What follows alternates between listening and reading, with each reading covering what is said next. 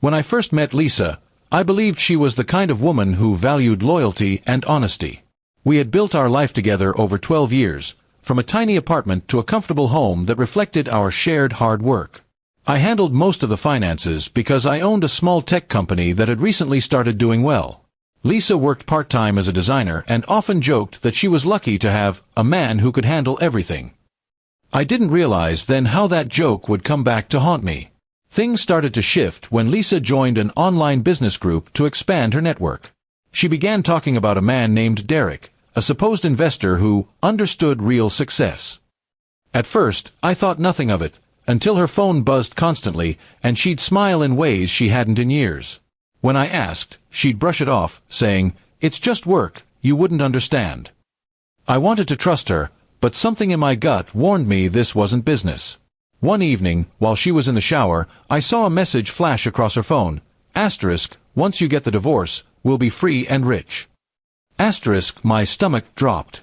I scrolled through the thread, messages about transferring property, hidden accounts, and even her plan to take me for everything before leaving.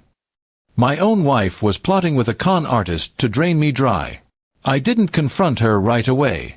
Instead, I began documenting everything, screenshots, emails, and recordings. I also contacted a lawyer and a private investigator to confirm Derek's background.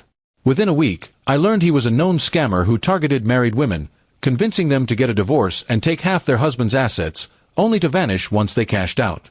Lisa wasn't just cheating, she was being played herself. I decided to play along. I acted distant, pretending to be clueless and heartbroken, while secretly moving my assets to secure accounts under my company's name. I even created a fake financial statement, showing much less money than we actually had. Meanwhile, I told my lawyer to prepare for what was coming. A few days later, Lisa served me divorce papers at breakfast. She said it with fake tears and trembling hands, "I just don't love you anymore." I nodded quietly, pretending to be crushed. I told her she could have whatever she wanted and walked away, leaving her thinking she had won. She started spending more time with Derek, even flaunting her new freedom online. When the court date came, Lisa was confident. She claimed I had emotional distance, and that she deserved a fair share of everything. Her lawyer presented the fake financial report I'd accidentally left on my desk. She didn't realize it was all part of my plan. My lawyer, calm and prepared, submitted the real documents, showing that Lisa had transferred thousands of dollars to Derek and that she had forged signatures on several company forms. The judge's face darkened immediately. Lisa's confidence shattered as the evidence unfolded. Screenshots of her messages, phone logs, and bank transfers painted a picture of deceit. Derek, the man she thought was her ticket to a rich future, disappeared right after hearing about the investigation. It turned out he'd drained the joint account she'd opened for them and fled the country. By the end of the trial, the judge dismissed all her claims and granted me full control of our shared property. Lisa was left with nothing, no house, no money, and no man. When she tried to confront me outside the courthouse, I simply said, "You tried to scam the wrong person." She broke down crying, realizing she'd lost everything to her own greed. Over the next few months, I focused on rebuilding my peace rather than celebrating revenge. I donated part of my profits to a charity that helped victims of financial scams, people who, unlike Lisa, didn't choose deceit. It gave me some closure, knowing that the money she tried to steal would help someone in need. Lisa eventually tried to reach out again, apologizing and claiming Derek had brainwashed her. But apologies meant little when they came only after losing. I didn't respond. I had already learned that some betrayals don't deserve a second chance.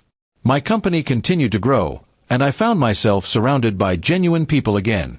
Friends who had quietly supported me during the chaos now became like family.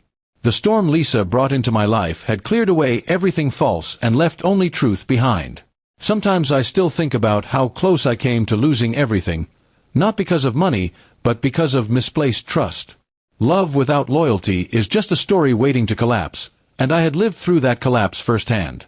In the end, revenge wasn't about destroying her life, it was about protecting my own and reclaiming my dignity. I didn't have to hurt her. She did that all by herself. I simply stepped aside and let her lies burn down everything she'd built on deceit. And as I stood on my office balcony one evening, watching the sunset after months of chaos, I finally smiled. Not because I'd won, but because I was free. Free from betrayal, manipulation, and the woman who tried to con the wrong man.